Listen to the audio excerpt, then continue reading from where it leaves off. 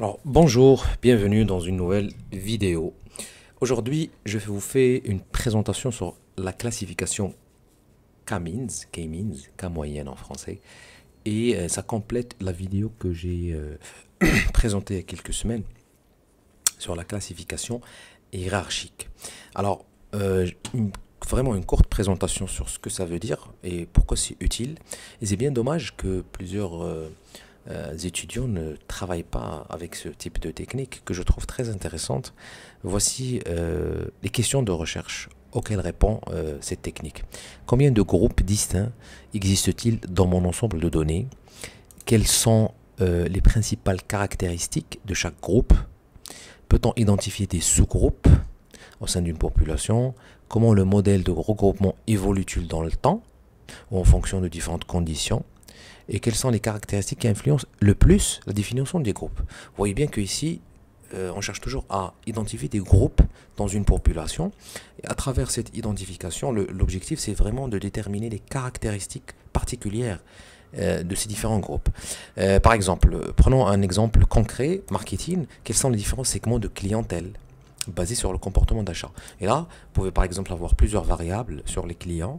Et à travers ces variables, vous voulez identifier les segments. La segmentation, qui est un concept bien sûr essentiel en marketing. Et donc, cette technique de K-means, vraiment, il est efficace. Bien sûr, vous pouvez comparer ces résultats avec les résultats de la classification hiérarchique. Je vous invite à voir la vidéo que j'ai présentée sur Jamovi. Éducation, quels sont les différents styles d'apprentissage des étudiants, par exemple, si vous êtes quelqu'un qui travaille sur la recherche dans le domaine de l'éducation. La finance, quels sont les différents profils d'investissement en fonction de la tolérance au risque et du comportement d'investissement. Voici par exemple le profilage des investisseurs, des clients, hein, par exemple, est intéressant. On peut se baser sur cette variable, tolérance du risque, comme on peut se baser sur le comportement d'investissement, comme on peut également se baser sur l'âge, sur le revenu, sur marié, pas marié, etc., etc. Donc on peut utiliser plusieurs variables pour essayer d'identifier les différents profils de clients. Vous voyez bien que toujours on est en train de grouper. Mais franchement, c'est des questions très importantes, très intéressantes et qui, à mon avis, servent également comme une exploration de votre base de données. Donc, je vais passer sur Jamovi. On va se baser sur la même base de données que la dernière fois. On a déjà fait une analyse avec la dernière fois avec le clustering hiérarchique. Alors là, on va faire le K-means. Et on a obtenu je rappelle, deux clusters, deux groupes distincts dans cette base de données. Vous allez voir, on va certainement obtenir le même résultat avec K-means. Alors, si vous n'avez pas Snow Cluster, il suffit d'aller sur Module et de télécharger Snow Cluster. Snow Cluster, vraiment très intéressant. On va utiliser plusieurs de ces outils.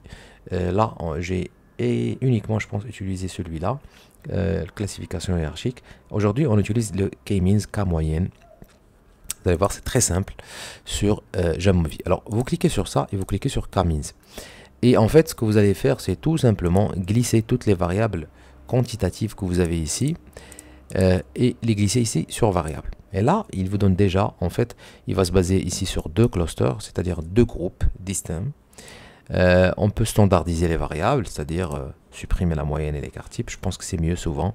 Ça vous permet vraiment de comparer. Pourquoi c'est important? Parce que, en fait, vous voyez bien que alors, j'aimerais bien en fait faire une petite exploration rapide avant de cela. Mais par exemple, prenons juste follower, parce qu'en général, on a beaucoup de followers, mais on n'a pas beaucoup de posts. Alors, voyons juste ces deux variables. Regardez la différence ici de moyenne. On est à 30 posts. Je pense que c'est sur le mois, ou sur l'année peut-être. Sur l'année. 30 posts. Et là, on est à 1,3 million followers. Vous voyez bien que ce sont des variables sur deux échelles différentes, complètement différentes. Et par conséquent, il est nécessaire, il n'est pas nécessaire, mais pour l'interprétation, ça serait quand même bien de les mettre sur la même échelle. Et ça sert à ça, finalement, la standardisation. Elle vous permet vraiment de les mettre sur la même échelle pour pouvoir bien visualiser. Regardez ici maintenant le plot, il est plus facile à visualiser. Alors, on va laisser l'algorithme tel quel. Alors, comment calcule le K-means, comment il fonctionne, son algorithme? Il va calculer ce qu'on appelle des centroïdes, c'est-à-dire des moyennes de moyennes. et il va faire un algorithme de manière itérative, des allers-retours pour essayer de stabiliser les différentes observations. On va le voir tout à l'heure, on va faire save et on aura les observations. Chaque observation va s'installer dans un des clusters. Et donc lorsque cette solution elle est stable, c'est-à-dire qu'elle converge, c'est comme ça que fonctionne l'algorithme, il va s'arrêter. Bien sûr. Et donc, là, si on garde ce qu'il nous a proposé, c'est-à-dire deux clusters, et d'ailleurs, la dernière fois, on a vu que c'était deux clusters lorsqu'on a utilisé la classification hiérarchique. Vous voyez bien que le premier se compose de 13 marques, ce sont ici les marques, et le deuxième de 69. Donc, c'est une bonne distribution. On peut ici cliquer sur 3 hein, et vous aurez une autre configuration. Mais le plus important, c'est ce tableau-là des centroïdes, comme j'ai dit, qui sont la moyenne des moyennes. Et donc, en fait, il a calculé juste la moyenne des différentes observations. Par exemple, ici, on a 13 marques. Il va calculer la moyenne des différentes marques sur l'engagement par poste, sur les followers, sur les posts, sur les vidéos et sur les photos. Et vous voyez bien qu'il y a vraiment une grande différence entre les deux lorsqu'on a standardisé. Si on n'a pas standardisé, on va obtenir une moyenne de 85 000 engagements contre 7200. C'est vrai que la différence, elle est déjà claire, mais standardiser quand même permet de mieux, je pense, quand même visualiser le résultat. Et l'interpréter également. Et donc là, on est à 1,7, là on est sur le négatif, ce qui n'est vraiment pas logique pour un engagement par poste, mais vous voyez bien que la différence, elle est quand même énorme.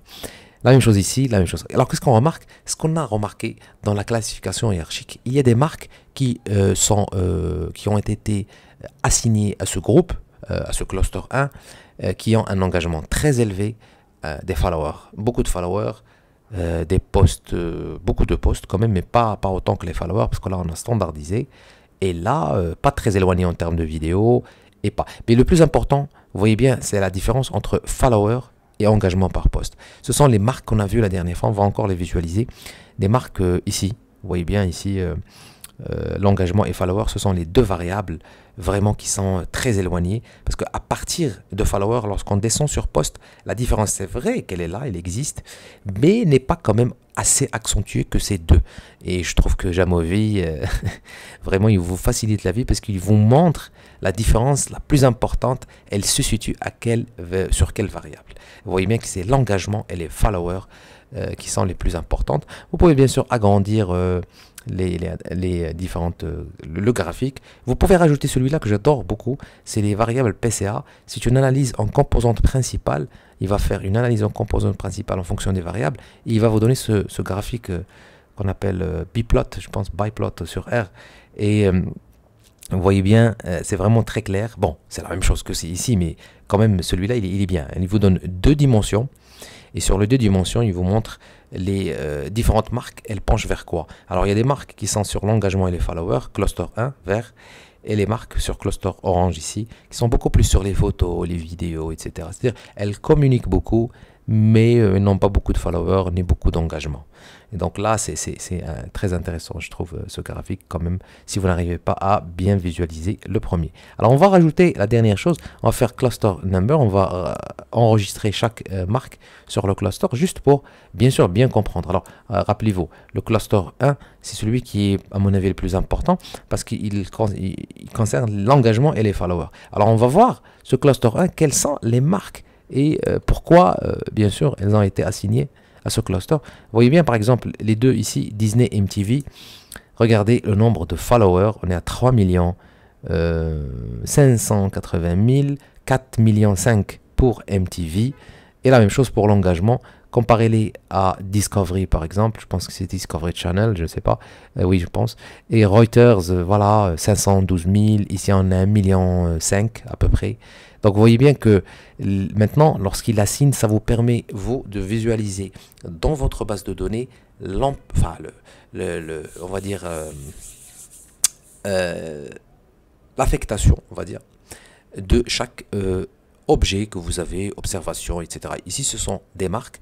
Vous pouvez avoir des individus, et par exemple des hommes, des femmes, etc. Et vous pouvez voir le cluster, essayer de comprendre pourquoi ils ont été affectés à ce cluster. On voit bien ici, d'ailleurs on l'a déjà visualisé sur le graphique, que l'affectation, elle se base principalement sur l'engagement et les followers. Et ça, c'est très important, bien sûr.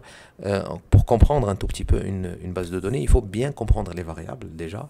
Et bien sûr, je trouve l'enregistrement ici, il est très intéressant, surtout lorsqu'on n'a pas beaucoup, bien sûr, d'individus. Voilà, donc j'ai présenté K-means. Je vais présenter une autre technique également qui va vous permettre, et vous allez voir, on va obtenir presque les mêmes résultats avec les différentes techniques de classification. Si vous avez des questions, des suggestions, n'hésitez pas. N'oubliez pas de vous abonner et de laisser un commentaire. Je vous remercie pour le visionnage.